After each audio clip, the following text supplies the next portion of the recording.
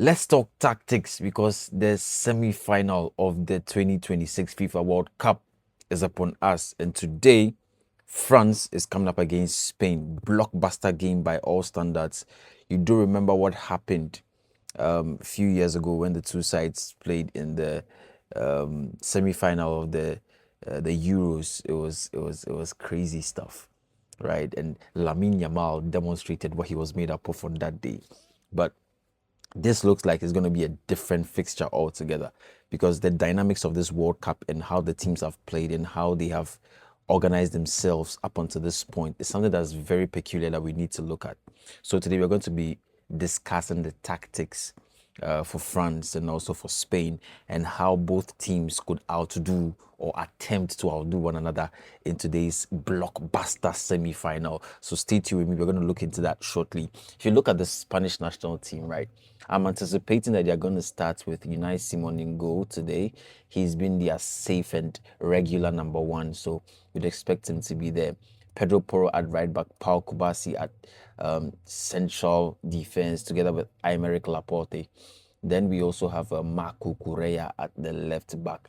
I think in terms of the midfield, there could be different player variations, but on a regular, you'd want to see Rodri and Pedri. I think that they are going to start the game today.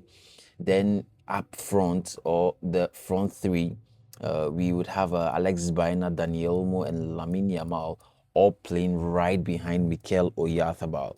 So this is the lineup that I think that the Spanish are going to utilize today. And when you look at the French team as well, I expect Mike Maignan to be in goal, Lucadine on left back, Dayo Upamecano and William Saliba both in central defense, with Jules Koundé at the right back, Adrien Rabiot and Manu Kone, who's had an electrifying campaign throughout this World Cup period so far. He's been a very good discovery, and it's not for any reason why a couple of teams are already chasing him, trying to get his signature for next season. Guy is good. So Manu Kone and Rabiot playing in that double pivot role. Desiree Doué on the left, Michael Olise in the hole, Ousmane Dembele on the right, with Kylian Luton Mbappe, the superstar, electrifying the attack for the French national team. Now, let's look at it very carefully, because when you understand how the French want to play, you realize that they set up in a way that has Desiree Doué, Michael Olise, and Kylian Mbappe racing forward and trying to create spaces, especially in the forward lines. But what really occurs to me is that when they are playing and trying to move up top, especially in the first half, they really do struggle with creating chances. So if you realize, in the first game they played against Senegal, it was quite scrappy in the first half. They didn't get a lot of chances, they didn't get a lot of spaces. But once they came back from the recess, everything changed. They managed to find spaces, especially in the half space areas. And every coach will tell you that defending those half spaces are very difficult, because that is where you get vertical runs as well as diagonal runs. Players are able to make those runs in those spaces. But look at the French national team. They have an Ousmane Dembele, they have a Desiree Doué, and a Michael Olise playing right behind Kylian Mbappe. So they become very frightening when they play through those spaces, because these players have something that almost no other team has, right? You are playing three beasts literally behind a super beast in Kylian Mbappe. One thing they really have is that they have a lot of speed, flair, panache, whatever you want to call it. Ousmane Dembele, he is able to play both feet, so he's ambidextrous. He plays left, he plays right. So when you have him through those channels, it's very scary. There's one particular thing that the French do that is, I mean, very peculiar, and I need to highlight that. They often do what we call isolate, overload to isolate.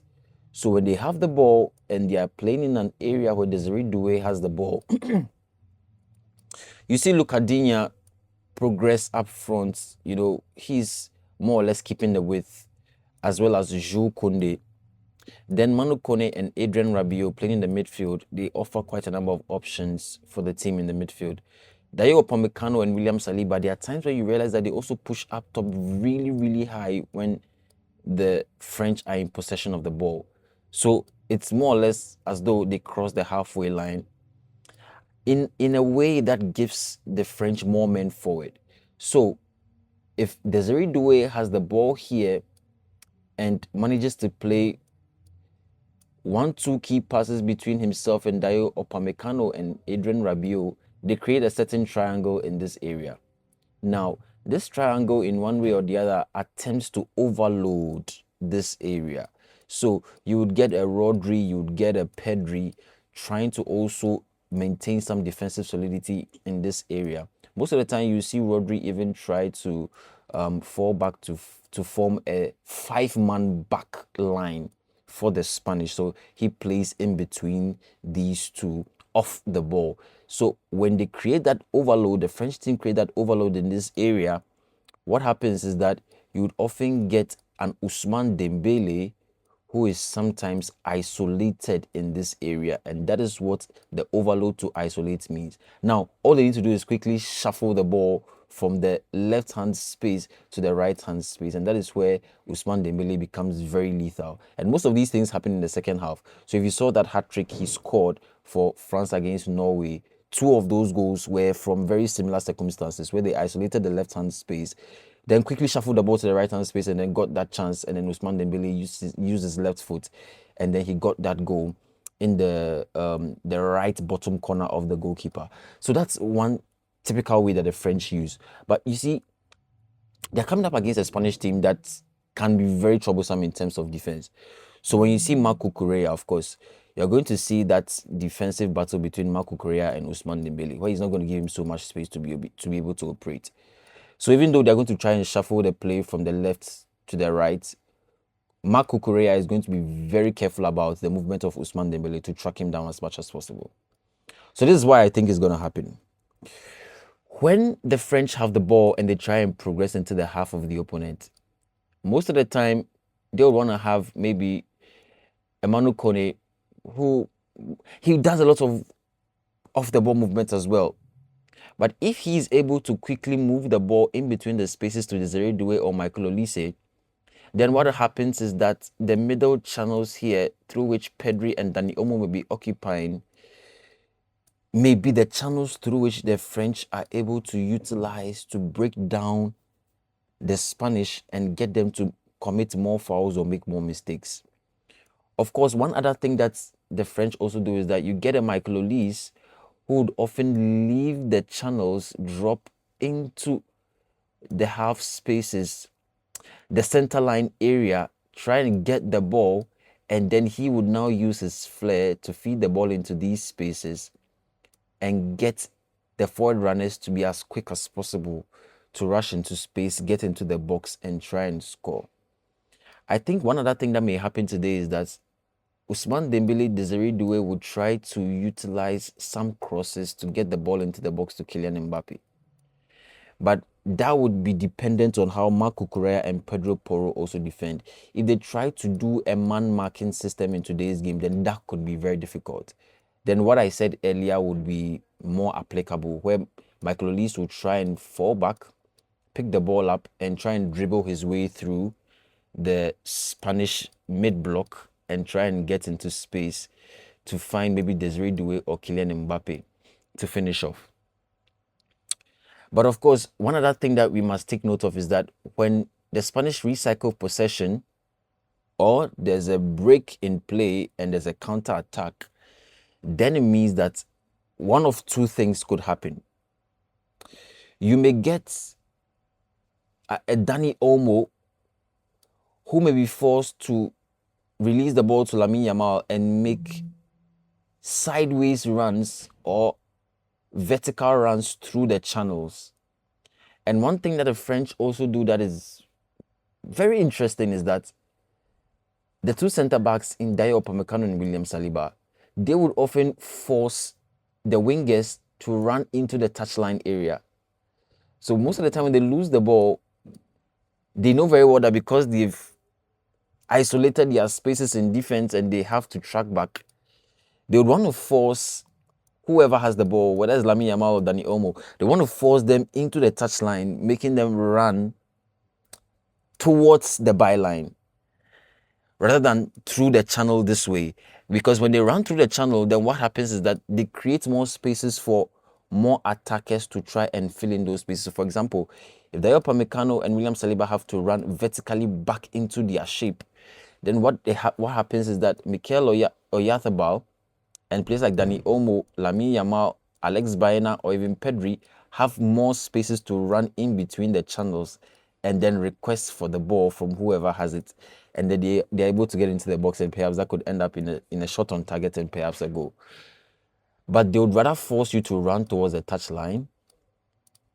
So if Dani Olmo recycles possession and he's running into the touchline and Lamine Yamal makes an overlapping run, both players are restricted to that area. So then it even helps both the attack to fall back into certain positions and get them to, occupy the spaces and also make sure that they are closing down the area. So that is what the French often do. They would want to suffocate you into running into those channels so that you don't have so much of the ball, or you are not able to recover and get men in behind to play them on a counter. So let's look at a typical Spanish attack where we have Lamine Yamal playing in the far side. He has a Dani Olmo, he has a Rodri, he has a Pedri, all playing right behind him, receiving the ball and recycling possession, playing across in an umbrella format just around the penalty area.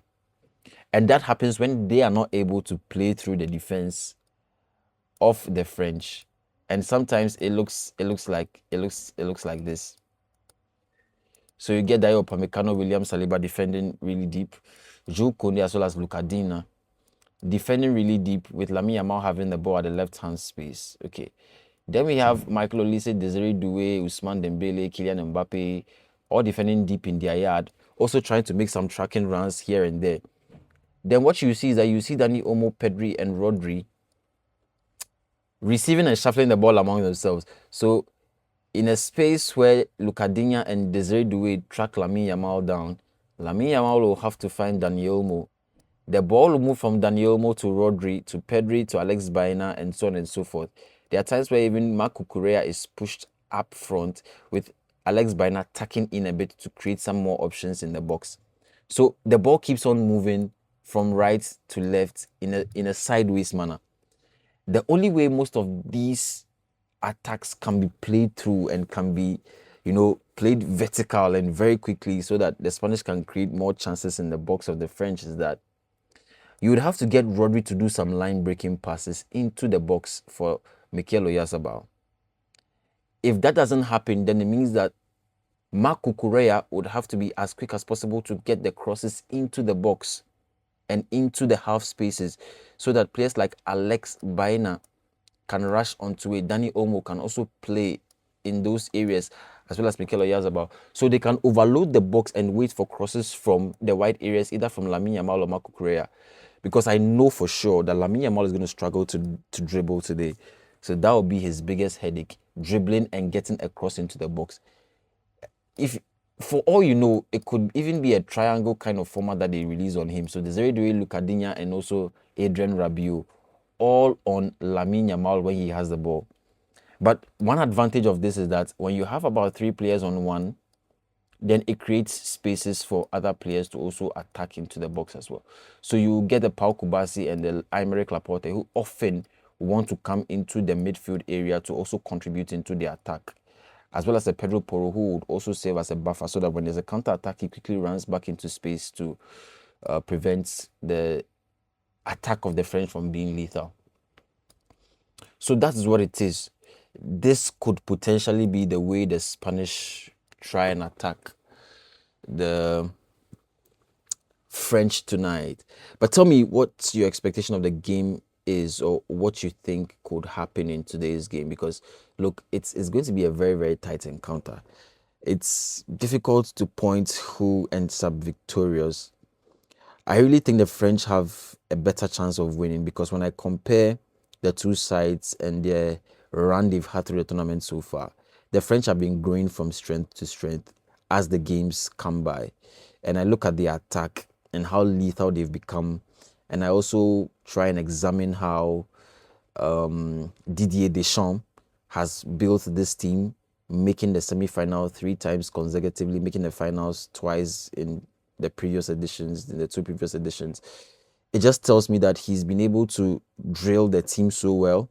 They've built a certain understanding amongst themselves. The chemistry is there, and they only march on from here to the highest level, right? And to compare them with the Spanish, of course, I know Luis de la Fuente, he is coming off the back of winning the Euros in 2024, having beaten England in that final. They have a very good team. They have had to win their games through very controversial circumstances. When I say controversial, I'm not trying to say that their wins were not legitimate. But if you've had to win the game by bringing on utility players in Mikel Merino from the bench in the second half in the two previous games, it means that your winning goals are more or less on the bench. I don't expect him to use Mikel Merino in the starting 11 today. He would remain a super sub. But if you are always winning your games from the bench, it raises questions about what those on the pitch are doing, those on the first 11. It tells you that in some way or form, they are quite ineffective. So that's the only way I'm trying to analyze this game. And if Lucadinha and Adrian Rabiot and Desiree were able to do a job on Lamine Yamal today, it means that the Spanish should be out of a lot of ideas. They would have to stress and struggle to get that goal. And I mean, before they do that, I think that Michael Olise, Kylian Mbappe, and Ousmane Dembele would have been a bit, devastating already before the Spanish try and get a goal. So, look, I don't think this game is going to drag into extra time. I think that we are going to see a winner in normal time. It may not be a high-scoring game. I don't think Spain would come into this game to be expansive as they've been in previous games, where they push Pau Cubarsí and Aymeric Laporte too high up the pitch. Because you need to defend so well against Kylian Mbappe, Michael Olise, Ousmane Dembele. So I want to see a game where, of course, end-to-end action, but let's not get a game where both managers go haywire and think the only solution to winning the game is outscoring each other. If you get a game like that, I mean, we may have to see the game drag into extra time. It may be a high scoring 2-2, 3-3. No, I don't think we are going to see that something like that. Of course, if the game goes into recess and it's goalless, expect the French to come back into the second half with a higher chance of winning. Because that's what they've done throughout the tournament. And when they come from the recess, they're able to score more than one goal. So it ends up 2-0, 3-0, and so on and so forth. On the other hand, if the Spanish are able to get the first goal in the game, then it means that we may have a game on our hands where the French are going to be very lethal. Because they have Bradley Barcola on the bench. He even comes in and he's a bit more explosive than Desiree Doué. These days, players like N'Golo Kante don't even have a chance to play, right? And you look at the French setup and they have a lot of options on the bench as well to bring on to try and help them to win the game. But I think this game is going to finish in favor of France. It could be a 2-1. I'm seeing a 2-1. And somebody will be wondering why these days a lot of my predictions are 2-1 and most of them come to pass. Look, this is the knockout phase of the FIFA World Cup. This is a semi-final. You don't expect teams to be reckless in their tactical setups. No, everybody's trying to be compact and rely on superstars in the team. That is why the Lamine Yamal, Kylian Mbappe factor is very important in this game, because both teams will be relying on their star men to show up on the day when the going gets tough and they are lost in the game and they don't have so many ideas to win. So let's see how it goes. I think it's going to be 2-1 in favor of France. And let me know your thoughts. Let me know your comments. You can drop them in the comment section. Just let me know how you think the game is going to end. And we'll discuss this after the game and we'll see whether my prediction came to pass. Until I see you again, take care. And Argentina and England are also going to play tomorrow. I'll come and do the tactical breakdown for that one as well. But let's see how tonight's game goes. And we'll talk after the game. See you in the next one.